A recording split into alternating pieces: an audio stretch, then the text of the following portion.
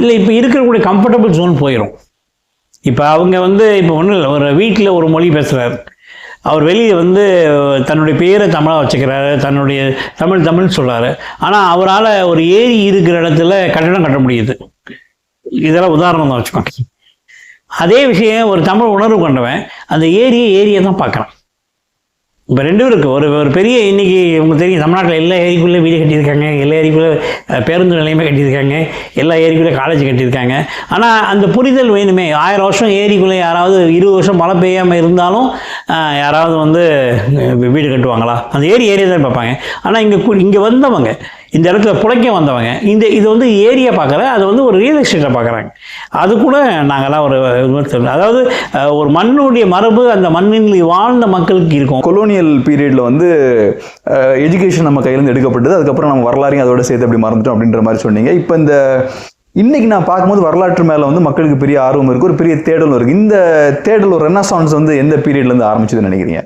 இது கிட்டத்தட்ட ஒரு 30-40 வருஷமாக இருக்குது. இருந்தாலும் 2009 இலங்கையில் நடந்த அந்த நிகழ்வுக்கு பிறகு கொஞ்சம் அதிகமாக இருக்குது. இலங்கை நடந்த நிகழ்வுக்கு பிறகு எல்லாத்தையும் பயமாக பார்க்குற பிரச்சனை இருக்குது. என்னையே ஒரிசா பிறகு நீ தமிழ்லாம் கேட்குறாங்க.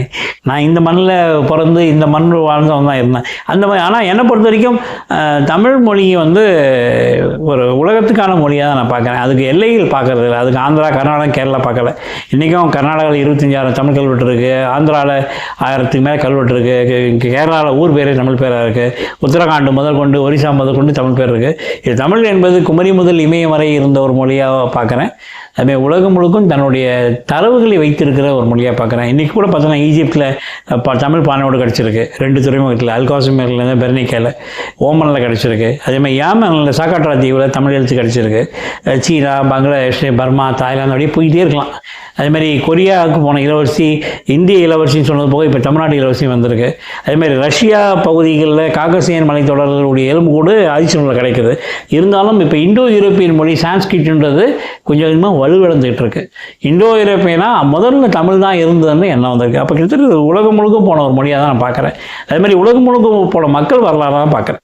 இப்போ பிரிட்டிஷ்காரங்க இன்னைக்கு நம்ம இங்கிலீஷ் பேசுகிறோம்னா அவங்க கொலோனியல் ரூல் எக்ஸ்பான்ஷனாக இங்கே உள்ளே வராங்க, அவங்க இங்கே வணிகம் பண்ணுறாங்க, நம்ம தேவைக்காக அவங்க மொழி கற்றுக்கிட்டோம். ஸோ உங்களோட பார்வையில் நம்ம மொழியும் ஒரே காலத்தில் அந்த அளவுக்கு பவர்ஃபுல்லாக உலகம் ஃபுல்லாக பேசப்பட்ட மொழின்றீங்களா? பருத்தி வாங்க வந்தவன் தான் மொழியை இவ்வளோ தூரம் பரப்பினானா எவ்வளோ தொழில் பண்ண நம்ம எப்படி பரப்பியிருப்போம்?